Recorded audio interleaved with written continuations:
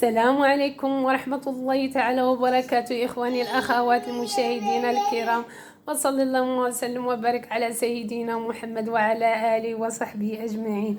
ألف مرحبا بكم إخواني الأخوات في قناة أم أدم اللي محتاجة لكم في هذه القناة. هذه محتاجة أبوني ديالكم، محتاجة تعاليق زوينين ديالكم، وكذلك لي لايكات ديالكم.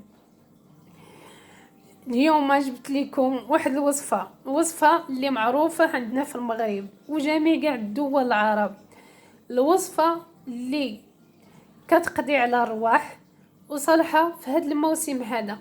الوصفه معروفه للمراه الحامل وكذلك المراه اللي كتولد، وما نساوش الانسان بنادم اللي كيكون فيه فقر الدم. هاد الوصفه هذه الا قليل كيعرفوها، صالحه للزكام. وجينا اليوم نتكلموا على هاد الوصفه هذه اللي صالحه للرواح.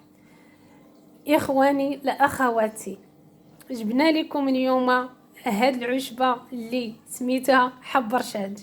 حب رشاد ما كاينش شي حد اللي ما كيعرفوش. حب رشاد اللي صالح 100% للجسم ديال الانسان، وإلا ما نفعكش ما يضركش. هاد الوصفه هذه غادي نتكلموا ليها اليوم.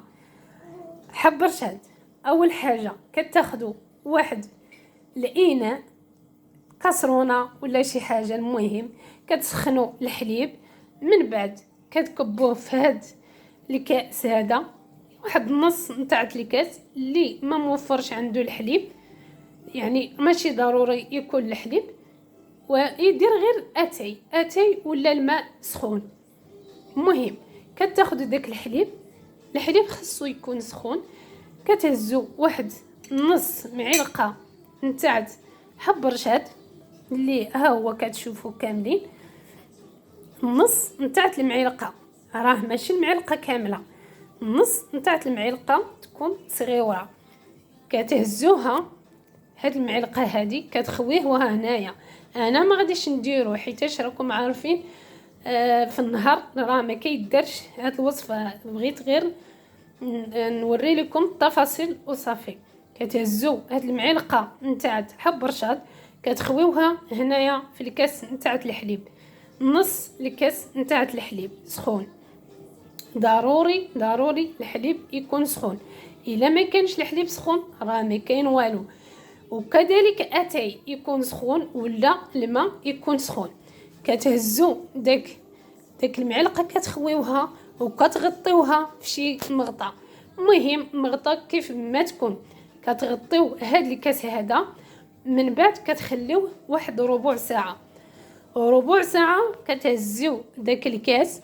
كيطلق حب رشاد ديك الماده ديالو، كيطلق واحد الماده يعني ما تصوروش، ولكن هذيك الماده اللي صالحه لينا الجسم ديالنا.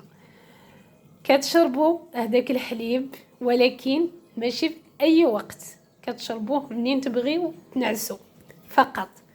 منين تبغيو تنعسوا كتهزوا ديك